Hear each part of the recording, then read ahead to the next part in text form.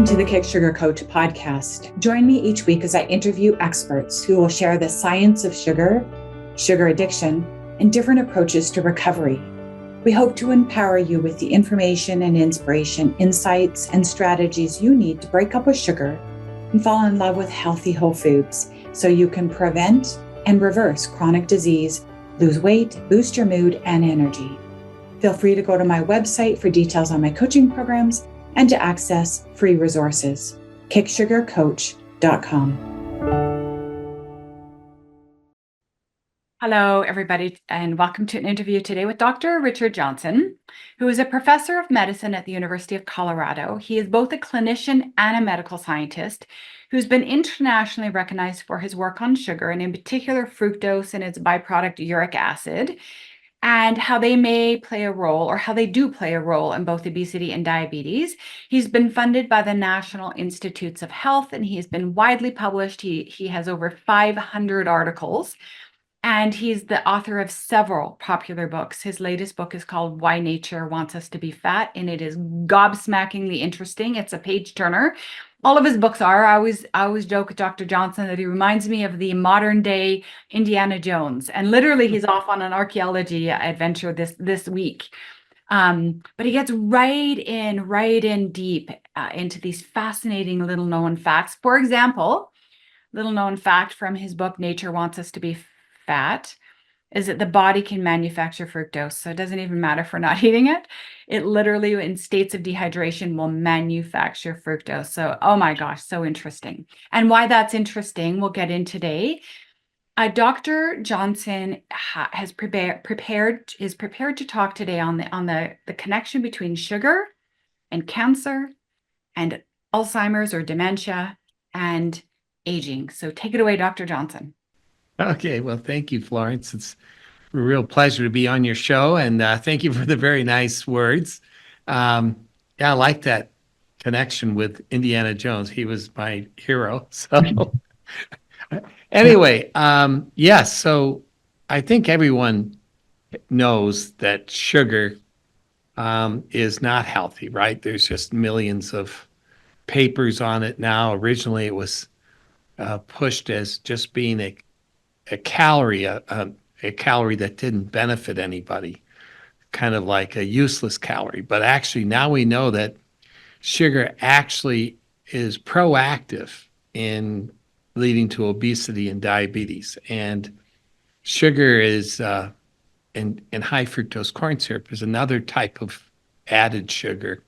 These make up the two major sugars in our diet, table sugar and high fructose corn syrup. And both of them are mixtures of glucose and fructose. And these are two major simple carbohydrates, what we call monosaccharides, that combine to form table sugar or sucrose. And they also can be mixed together to make high fructose corn syrup. And fructose is the sweeter of the two.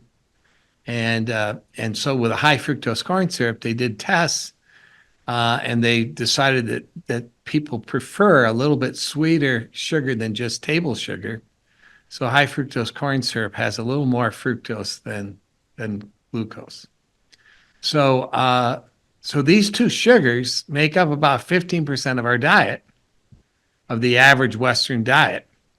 And it turns out that they have a very, very potent role in driving obesity and diabetes and all of these conditions. They do so not so much from their calories, but because the fructose activates a whole biologic response in the body to make you hungry and to eat more than you normally do. Normally, we regulate our weight very well, but when the fructose, when you eat enough fructose, it activates a process that eventually makes you what is called leptin resistant, where you basically can't control your appetite and you stay hungry. And that drives weight gain because you eat more, and actually high fat foods are a major role in driving that weight gain. So high fat foods do make a difference, and seed oils and things like that make a difference. But if you go on a very low carb diet, where you're not being exposed to sugar and fructose, and you're on a very low carb diet. You can eat a lot of fat and you won't get fat. So people on a keto diet, for example, can eat a very high fat diet, but not gain weight because they're still regulating their weight. So what fructose does is it dysregulates our control mechanism. And animals like bears in the fall will eat tons of fruit, not little bit of fruit like what we do, which is healthy. They'll eat a lot of fruit, which contains the fructose, and then they become very voraciously hungry.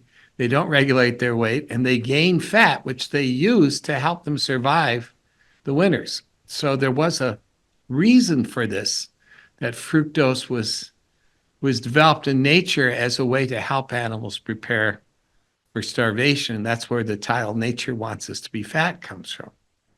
So the way the fructose works, though, is it acts by dropping the energy in your cells in your body. Now, this sounds funny because normally when we eat calories, we're eating it to increase our energy. So when we eat food, we're making energy from it that we use to do everything we want. And that energy is actually produced mainly in the mitochondria.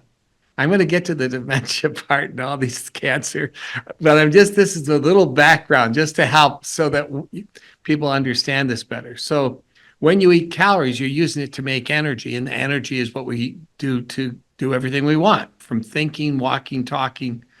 And that energy is from ATP, and that's produced mainly in the mitochondria. These little things in our cells churn out this ATP. And when we eat foods, the foods get converted into tiny little things that the mitochondria can use to make energy.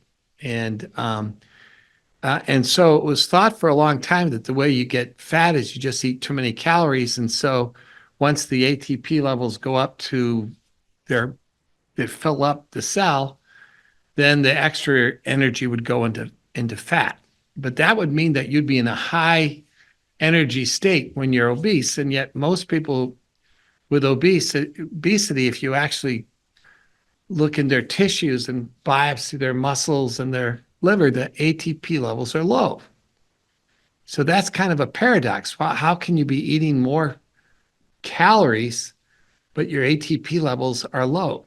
And the trick is that this is the fructose effect. And what fructose does is it stuns the mitochondria to make the ATP levels low. But that creates more hunger, and you're eating calories. And so what happens is you start eating more calories, but the mitochondria can't make the amount of ATP that it needs. It takes a longer time. And so the calories get shunted into stored energy. And stored energy is fat, because the fat can be broken down to make ATP. That's how the bear lives in the winter. They break down that fat to make the ATP that then they use to survive. But what fructose does is it blocks the fat from breaking down, and it blocks the mitochondria from making it. So you stay in a low energy state, and that makes you hungry and you eat more. So it's kind of a trick. Obesity, if you look at all the energy that an obese person or overweight person, the fat contains energy, but you can't use it. You can't, because the fructose is blocking you from using it. So you're in a high energy state, but ironically, total body energy is high, but inside your cells, the ATP is low. So you're tired and you're weak, and it activates all these things that try to help you survive. Like the body thinks you're starving. So you eat more, and and eventually the ATP levels do fill up. But at that point you've reset to a higher weight. And if it keeps being activated, you're going to continue to gain weight. So it's kind of a trick. And there's some bad side effects from this. One is that it can cause insulin resistance. This causes insulin resistance, and that leads to diabetes. It will raise blood pressure. And when it's chronically high, that will cause hypertension. It stimulates low-grade inflammation, which turns out to drive heart disease. And when it comes to cancer, it's an incredible thing because when you suppress the mitochondria use oxygen to make energy.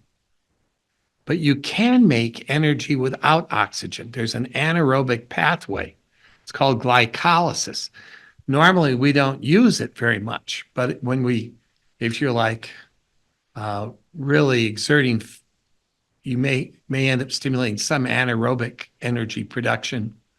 And anaerobic energy production, there's always a little of it going on, but most of the energy we're making uses oxygen. That's why we breathe. That's why we have to breathe oxygen, is because oxygen is critical to making energy, but from the mitochondria.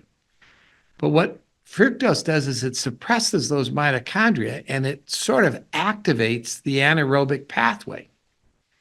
Now, this is great if you're like, and the body can, as you said, Florence, the body can make fructose as well. We make fructose from carbs. They can only be made from carbs, and they're made from glucose.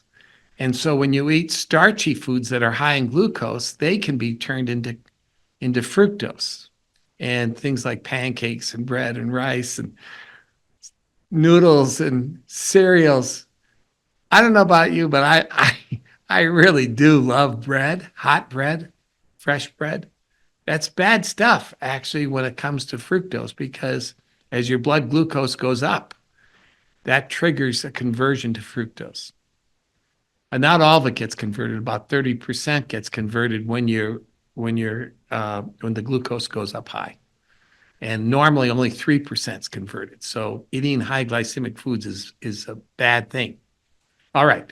So getting back to this oxygen thing, there are these animals that will start making fructose to help them survive low oxygen states.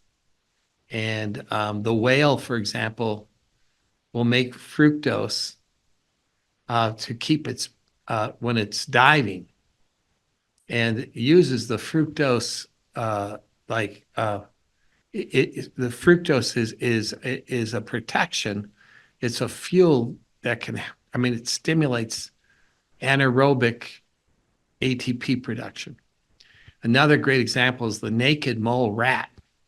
This is a rat. It's not really a rat. It's sort of rat looking. Looks like the ugliest thing you've ever seen. It's often used in movies as a monster. They make it gigantic and it's like crawling through tunnels and what they live in Africa, and they live in burrows, and those burrows get in the very low oxygen. There's not much oxygen down there. And so they make fructose to help them survive. And if you block fructose in these little guys, they'll die because they need it to help keep them surviving in a low oxygen environment. So fructose can be good, but here's the problem. Cancer cells, once they start, they start growing, and the bad thing about cancer cells is it's uncontrollable growth, and then they get into the blood vessels and they end up seeding different organs. We call it a metastasis. It's a really terrible thing where, like, you might have a cancer in your breast and it's localized, and you can cure it easily if you could just get it out then. But if it starts to spread, that spreading or metastases makes it much harder to treat. And thank God there are treatments now that can help you if you have that, but it's not a great thing, right? And the way cancers spread is they do migrate through the blood, but then they get to a tissue and they kind of work their way into the tissue. They work their way in. And as they get in, they don't actually have a blood supply. Normal tissues have blood supply, but these guys are foreign cells, foreign cancers. Cancer is basically a foreign thing. It's not your native. It's like growth and uncontrolled growth. And they have to develop a blood vessel system to keep growing, but it can take a while. So for quite a while, they're growing in a low oxygen state because they don't have blood vessels. And guess what fuel they like? You guessed it.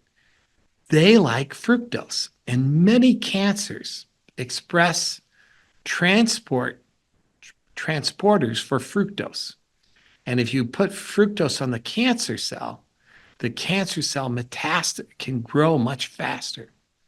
And if you give like colon cancers and liver cancers and pancreatic cancers and brain cancer, glioblastoma and breast cancers, these are all cancers that like fructose, and they're associated with obesity.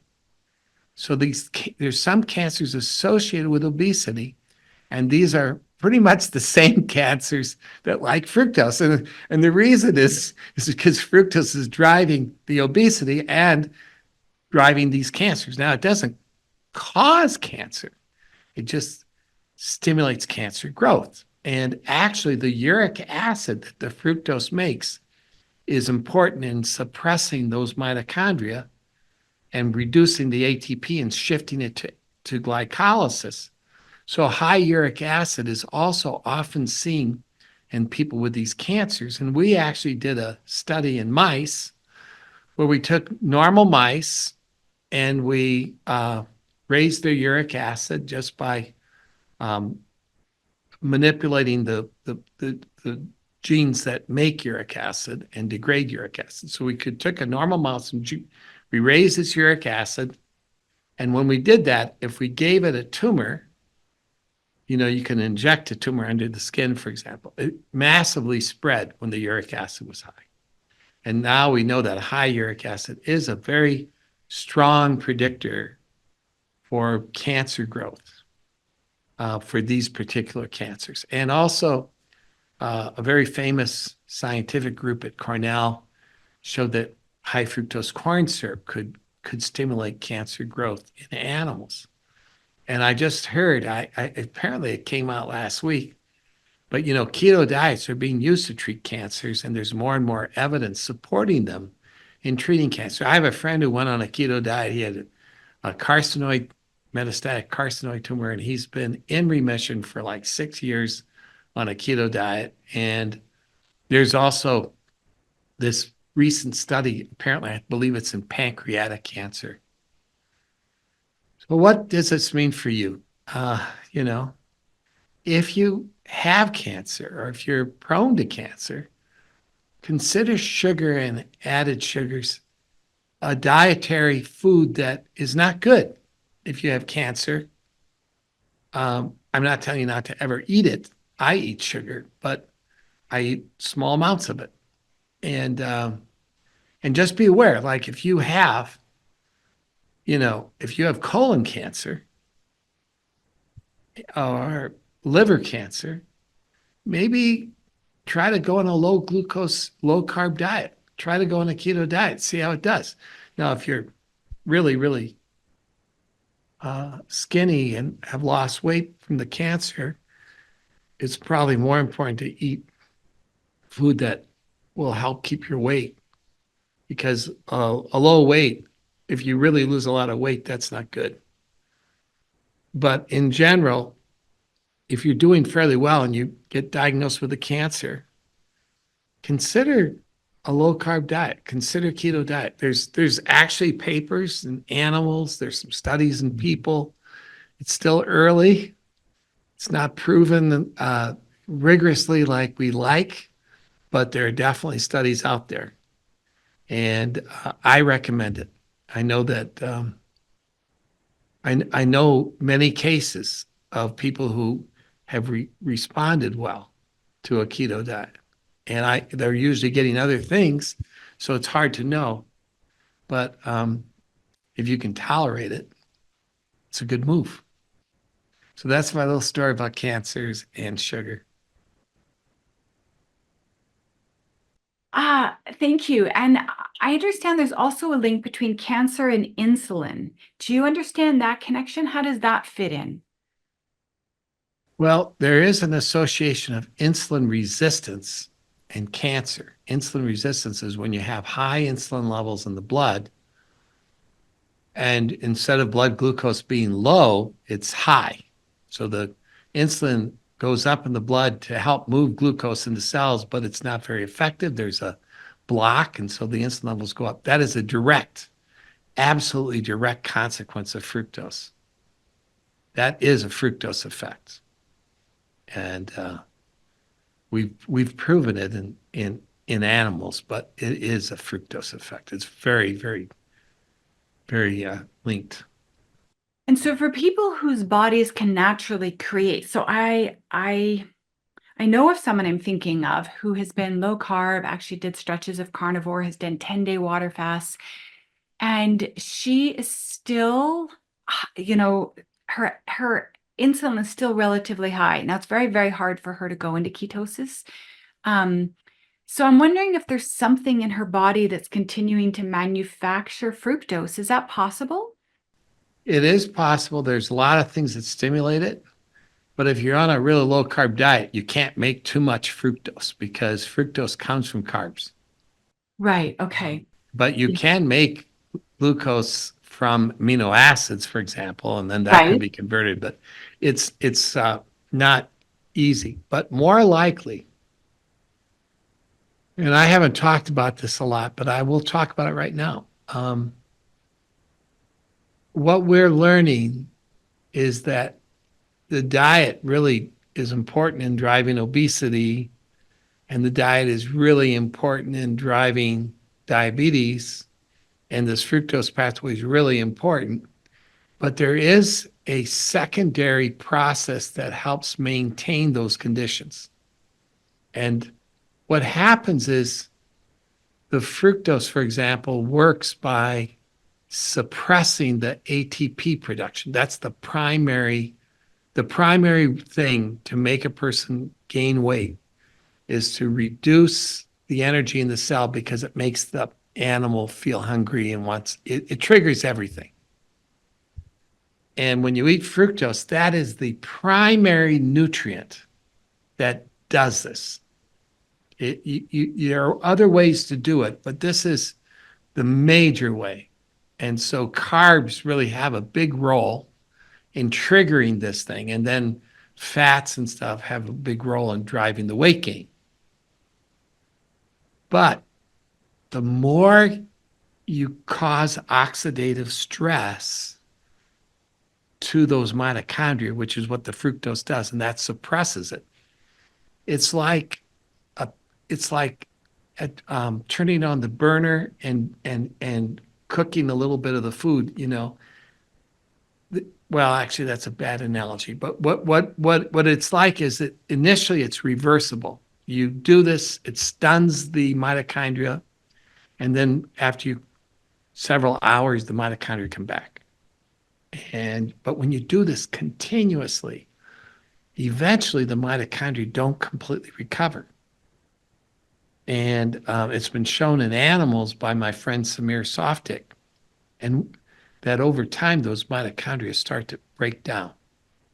And when the mitochondria get lower and lower in number, then they just can't make the ATP. This is actually what's going on with dementia. So this is a good way to move into that. So for years, it was thought that Alzheimer's disease was this mysterious, unknown etiology. No one knew the cause. But what they found was that the brain cells would shrink and atrophy. So when you get a CAT scan of your brain, instead of a normal sized brain, it's like one half the size. It's like shrinking. And there's death of the neurons. And that is not reversible once you get to that stage. It's really so when they looked in the brain to see what was causing it, they see these things called amyloid plaques. And this is like this kind of yucky proteins that are kind of sitting between the dying neurons. And there's also a thing called tau protein, which shows up in the neurons.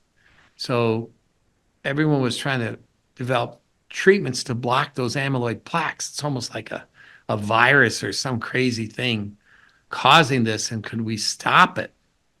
But the treatments that are aimed at that have had minimal success. So some very wise people started looking at what happens before the brain shrinks. What can we catch it early? And you can find evidence. People start to have a little bit of memory trouble and so forth. And the brain hasn't shrunk. It's got the chance of recovery, right? And when you look in there, what you see is the brain is insulin resistant. Normally, we talk about insulin resistance, we're talking about the muscle and other parts of the body. But in the brain, you can show there's insulin resistance. And you can show that the mitochondria are suppressed. And you can show that there's oxidative stress. And you can show that the ATP levels are low. And you can show there's low-grade inflammation. That is all the biosignature, the signature of fructose. When you see those things, that group of events is like fructose. So it's suggestive that dementia could be related to fructose in the brain. But that's pretty much just an association, right? That's not proof. But then you start looking at who develops dementia, and it's seen more commonly in people eating sugar. Sugar's been linked with it. It's been seen more commonly in people with obesity and diabetes and all these conditions associated with fructose. Now you have a second thing. Yet the people who develop Alzheimer's seem to have the same risk factors for having a fructose pathway. Then there's a third one. You give sugar to animals. And after a few weeks, they have trouble lab rats have trouble getting through a maze. They cannot get through the maze. The normal rats will keep learning. The more they do it, the more they learn how to get through. These rats lose their ability to do it. In only a few weeks? Yeah, only a few weeks. 2 weeks. Oh my goodness. Yep. And when you look in their brains, they have insulin resistance. They have low ATP. They have suppressed mitochondria. They have low-grade inflammation. They have all those early features, and they affect the same regions of the brain where Alzheimer's occurs. Alzheimer's doesn't affect all the brain equally. The sugar affects the same sites. Then, if you give the sugar for 18 months, the animals get amyloid plaques. Wow. They get tau protein. It's like from start to finish, there's the story. Not fully good enough. What else do we need? We need to look at people who are developing dementia. And there have been studies where people have died with dementia, and they've looked in the brains, and they've looked at age-matched controls that did not have dementia, and they looked in their brains. This is all autopsies, of course. And what they found was that the fructose levels are 5 to 7-fold higher in the brains of the demented patients. And all of the things that we talk about, the enzymes that are turned on to make fructose, they're high. The uric acid, Mendelian randomization studies show it's there, significant. The whole stories can be repeated. And then 2 months ago, a group published, or maybe it was like 4 months ago, sorry. A group published a study where they blocked fructose metabolism in lab mice that were developing dementia, but they only blocked it in the brain, and lo and behold, they blocked the dementia. So I'm willing to stand before any scientific community and make the case, and I have, with David Perlmutter and Dale Bredesen. We published a paper on this in a very big journal. And there's never never been a story where you could explain Alzheimer's from beginning to end. This is the first one that links it from the start to the end. I believe it's the main cause. And like trauma has been reported to cause, like concussions, repeated concussions can increase your risk for dementia. Guess what a concussion does? It decreases the blood supply to certain regions of the brain. That stimulates fructose production there. Even that pathway has been shown in animals to be dependent on fructose. So I think we can do wonders for people by cutting back on carbs and sugar. There's some other things that are really good too. There's a guy in LA, really smart guy, and he showed that omega-3, this fatty acids like in walnuts and salmon, fish, omega-3 can counter the effects of fructose. And I think I know the mechanism, but we haven't proven it. But there is a benefit. Omega-3 is good. Vitamin C helps to block this pathway. Thiamine helps raise ATP in cells. It's vitamin B1. And my friends in England have looked at other B vitamins, B12, B6. And basically it's simple. Hydrate, take vitamins, take omega-3, eat well, cut back on sugar. We should be able to have a big impact on blocking dementia, the worst disease you can wish on anyone. It's worse than cancer, really, because dementia, you lose that person. And it's so hard on not only on the individual, but it's hard on the families. Mhm. So I feel pretty good about it. Now there's these new drugs, semaglutide, Ozempic, all these drugs, they look like they're blocking the fructose pathway. They're blocking sugar addiction. They're blocking alcohol addiction, which is also, I haven't had time to talk about it, but it's linked with fructose.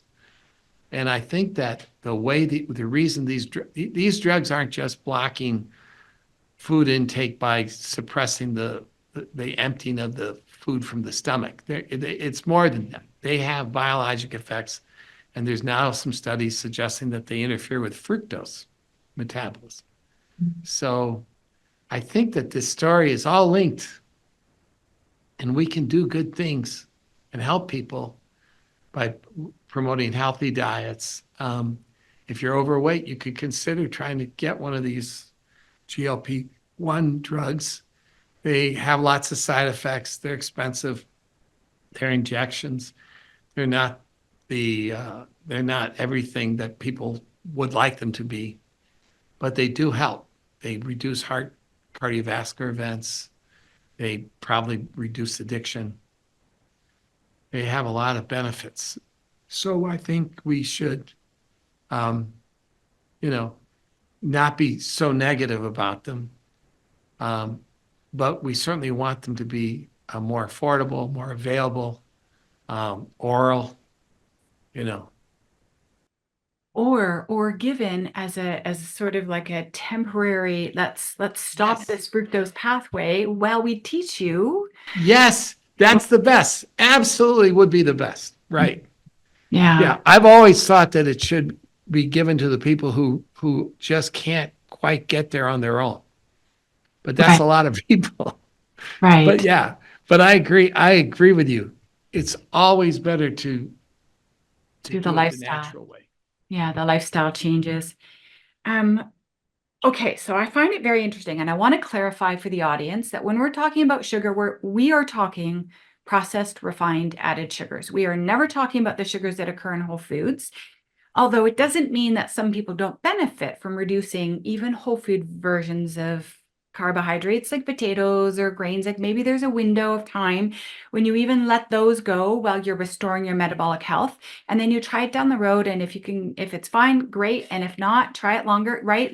But in this conversation, we're talking about ultra processed refined carbohydrates. Exactly. Actually, if you're a fruit fly and you live on fruit, which is fructose, but there are other things in the fruit. There's all these good things that help counter some of the fructose so it doesn't have as big effect.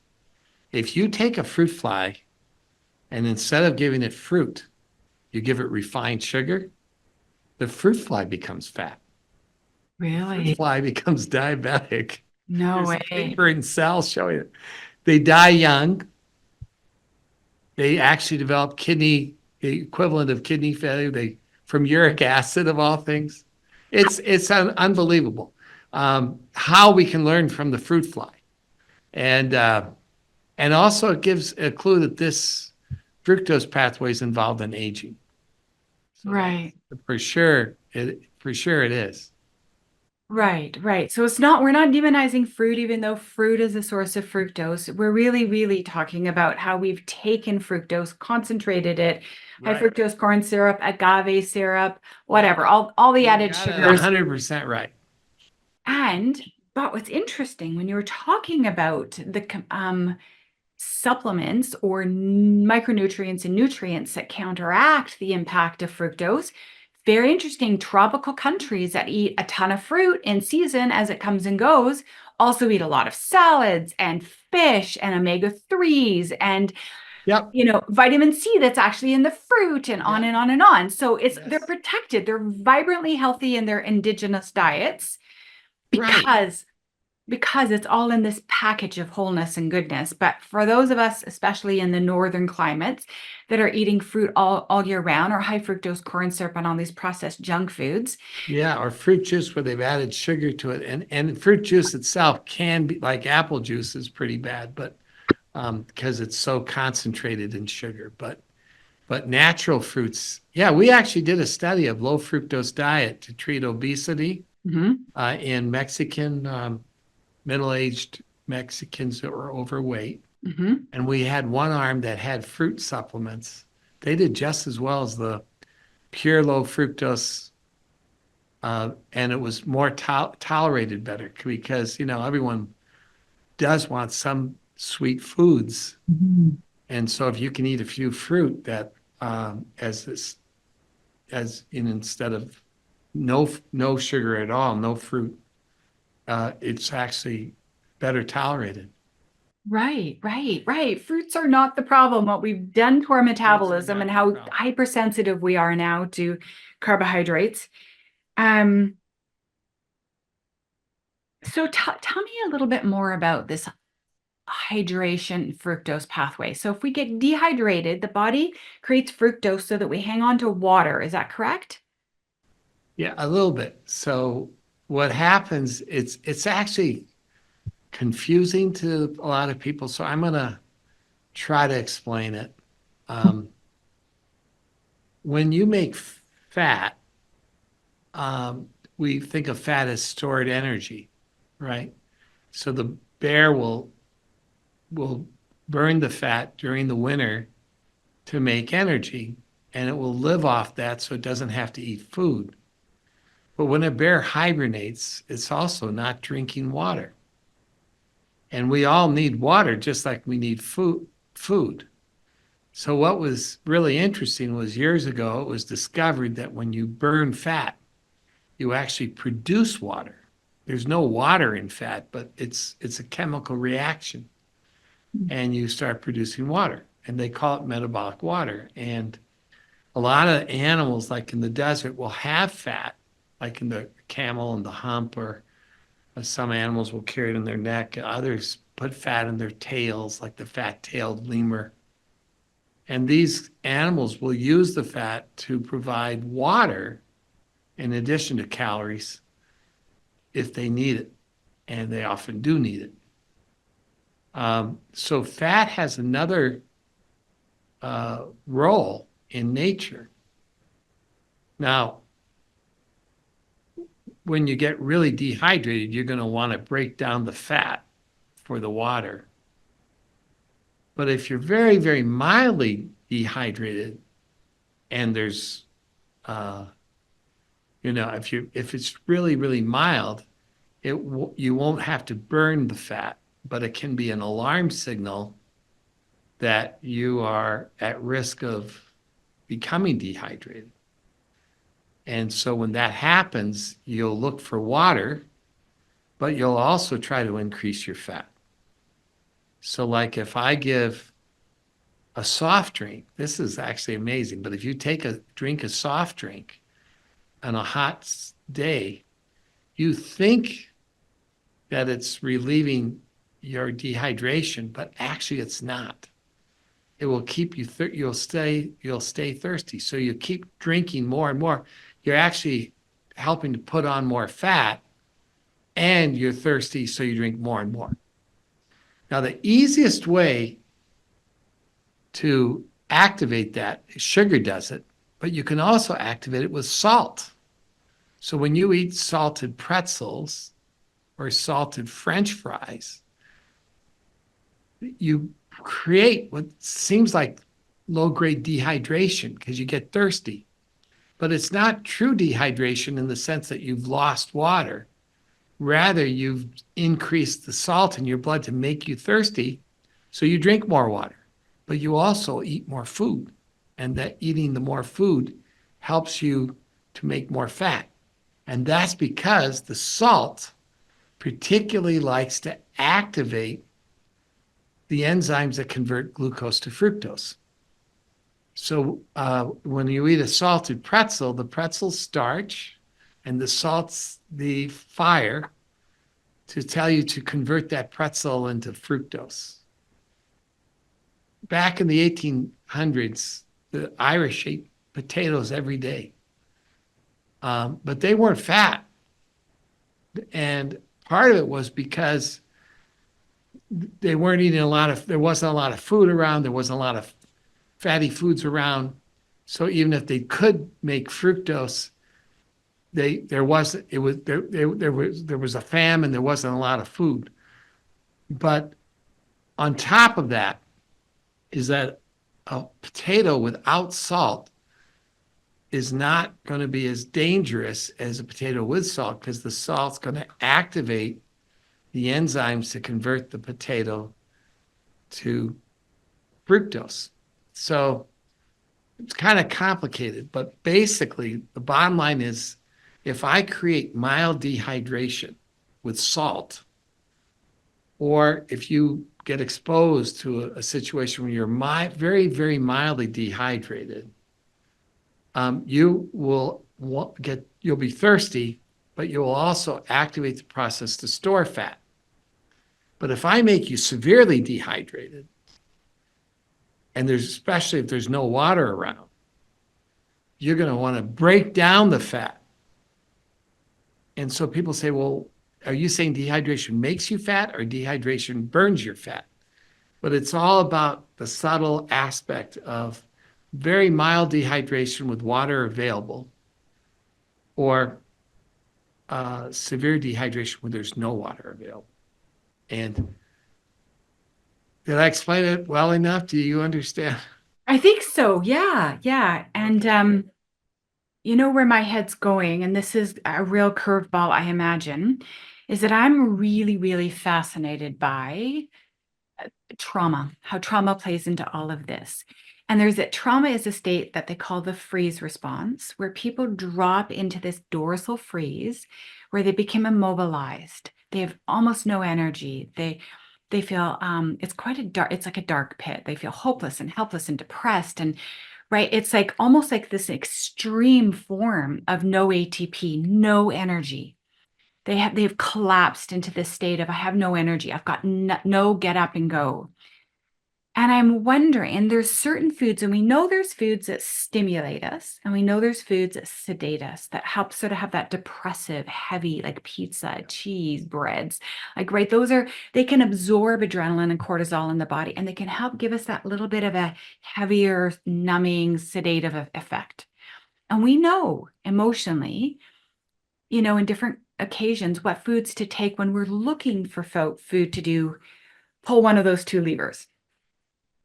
And Yes. I'm wondering to what extent, for those of us that are overwhelmed and overstressed and we're dropping into this freeze response, if we're not partially unconsciously pulling for these fructose foods, all these refined carbohydrates and the fats and the salt, and putting them all together in a way that actually not because the body even thinks it's in a famine, but because the body is overwhelmed and it's trying to induce this immobilized state of collapse.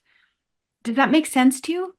It could, yeah. It's a interesting hypothesis. So Yeah.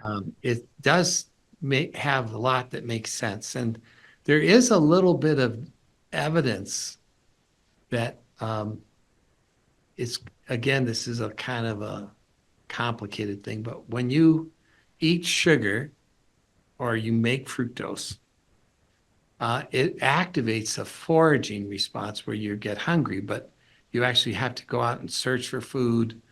And what happens is you become hyperactive when you're looking for the food, and you can't concentrate on anything too long because you got to keep going to find the food. So it has sort of this ADHD type of behavior, and it's linked with ADHD and bipolar, for example. And it's potentially related to the effects of fructose on the brain to make you impulsive and all this stuff. But it's interesting when animal forages, while they're foraging, they're really maintaining their metabolism. But as soon as they stop foraging and rest, they actually drop their energy to a lower level, and they kind of become almost moribund and will kind of huddle, and their energy levels go down. And this has been shown in hunter-gatherers as well, that when they eat a lot of honey, for example, the Hasda, for example, will be able to walk 30 miles, but at the end of the day, their total energy metabolism is still the same as a normal person, because at rest, they drop their energy metabolism to balance it out. And when you're dropping that, remember that there's this low ATP state. So it's sort of so there's a little bit like that. And then there's this other finding, which is that people who drink soft drinks for a very long time, we talked about how the mitochondria can get paralyzed permanently. And it's very strongly associated with depression. And I know individual cases where people were drinking soft drinks when they woke up in the morning, Mhm. and they end up becoming reclusive and depressed. And Mhm. it's sad. It's Mhm. sad. And I think there's a true physiologic linkage. And the good news is there are ways to stimulate mitochondria even when they're damaged. And the number one best way is try to get active. Go for walks, go for jogs, go ride a bike. And certain types of exercise can help stimulate mitochondria. And some of the best are these, like walking fast, or, as fast as you can walk. That would be a good one. Mhm. And just try to stimulate some exercise, swim, bike. Mhm. Another thing that can do it, believe it or not, is vitamin C in fruit. And there's another one called epicatechin and epigallocatechin. So green tea contains a substance that stimulates mitochondria. Dark chocolate does. Um, Fruit can have good things. Um, uh, Pomegranate seeds contain a substance called urolithin. Um, there are a number of things we can do to help re-stimulate mitochondria. I think epicatechin may be the strongest one. And so there are ways we can try to help. And of course, a lot of these times people need other helps from psychologists and medications and so forth. But Mhm. it would be ideal if we didn't have to rely on those medicines. Totally. Yes. And they can work together, because if there's thoughts that are stressing us out chronically, stress Yeah. thoughts, that's overwhelming the body, and it is reaching for the foods that will help support the drop into the freeze response, we can get locked in this cycle. Yeah, and I see it so very, very much. Yeah, Yeah, no, it's a hypothesis, but I think there's I'm it's onto hypo something. but it's a good hypothesis. I like your hypothesis. Everything begins with a hypothesis. Then you have to do the experiments, and then you have to look at the limitations. Yeah, yeah, and when it's true and when it's not true, because it can be true for Right. someone and not another, and very, very nuanced that way. Stay How would open. you like to summarize our conversation today? What would you like to leave the audience with? There's a lot of good things we can do to help ourselves, and it probably begins with simple things like what we choose to eat. Um, you know, there's a lot of healthy foods and there's a lot of unhealthy foods, and it's very hard for people to only eat healthy foods because of the desires that we have, the cravings that we have. But, I think, it's something we should be working at actively in the schools, with our children. Um, and one of the things we know is that we're eating too many carbs. That is really at the heart of everything. And the worst carbs are sugars, and not milk. Milk has sugar too. It's called lactose. That does not do it. But like, bread, rice, potatoes, these what we call high glycemic foods. You can get a CGM. I have a CGM on right here, which Mhm, I got from Levels. mhm, And this can help tell you what foods raise glucose. And if you eat a food that does raise glucose a lot, try to cut that out or reduce it. Um, you can put avocado on bread. If you really like bread, you can block the rapid absorption of the bread by putting some kind of fat or oil on it.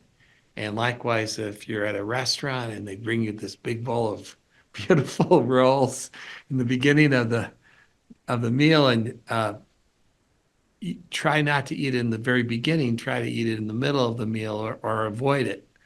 But if you eat it in the middle of the meal, the absorption will be slowed down. But when you eat it with nothing else, it's going to go into the blood quickly. There's all these little tricks, but basically, um, I mean, I go into a lot of it in my book. If you're really interested, you might find the book interesting because of mhm. that. But yeah, Yeah, that's and my main message. Eat, it's eat simple. healthy, exercise, Yeah. get It's good all the sleep. it's all the free things that we think that can't really be medicine, but yeah, going for walks in nature, eating whole foods, getting enough water, getting enough sleep, Yeah, those will heal the body so much faster than people have any idea. right. It's just hard. It seems hard to do. There, At the there back is of I should mention, there is a dietary sugar that I've become involved with, that Mhm. it looks like fructose, but it doesn't activate the switch. It's called allulose. Yes, It's not available in Canada yet, but not yet, no. it is available in the US, and it's a chocolate that actually tends to lower glucose rather than raise it. Mhm. So it's a kind of a promising, um, you know, snack. But and involved in studying the science, and I'm connected with a company on it. So Mhm. that's my disclosure. But it Mhm. does look like a sugar that might actually have some health benefits. But And anyway, see, we've heard that over the years. It used to be agave, and then it was stevia and monk fruit and right. erythritol. And at Yeah, one no, point, we do have to be careful. I know.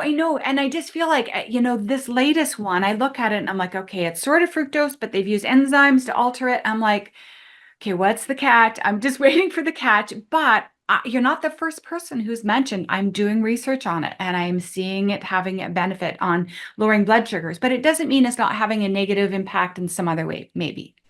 Yeah, we do need to know more about it, Yeah. and I should, I believe that it would be nice to do more studies, and I'm Yeah. trying to do some. Because I just think But I do say it looks, all the studies so far looks like it's pretty healthy. that's what I've been Lowering seeing blood too. sugar, That's probably the most powerful one. It stimulates the GLP-1 a little bit, for Mhm. sure, more than most foods. Mhm. There's tendency for weight loss when you take it. All these are true, but Mhm. it is also true. It's still early in the process and we're trying to learn more about it. Mhm, mhm. I think that there are millions, hundreds of millions of people on the planet praying for a sugar that, that they can have, that they don't have to be a total Yeah. abstainer. And, maybe all those prayers are being heard and maybe allulose in its little Fruit is a place. good choice. If Fruit you is a really want something sweet, and rather than getting a chocolate chip cookie, if you can eat an apple or orange, kiwi, Mhm. that's berries. probably a much healthier way to go. Totally. I love it. And I want to put in a shameless plug for his book. Please do read it. It's honestly, absolutely. You'll get my reference to Indiana Jones. It has that feeling of everything Dr. Johnson does. Like he's the kind of guy that actually flies around the world and goes and does like autopsies of like ancient humans like crazy. But in the very back of his book, he shares a poem. What is it called? Ode to Sugar or something like that? Yes. Ode to Yeah, I Sugar. don't have it in front of me, but yeah. It So came to me good. while I was biking. Oh, it's so good. It's so good. It's like he just nails it. Our love-hate relationship with sugar, this like, how Right. can you taste so good and look so beautiful and be so wonderful and be, stabbing me in the back, basically ruining my life at the same time. Liquid zero is not quite so harmless. Yes. Yeah. Thank you for thank you for You're your time. welcome. Thank you for your work, for your books, for the 500 articles, for being the guy that's right in on at the science level of all of this. I don't know how you do it all, but thank you. I'm a workaholic. I need to treat myself. We're all believing Uh, you. okay. Thank you so much, Florence. Thanks everybody for tuning in today. Bye-bye.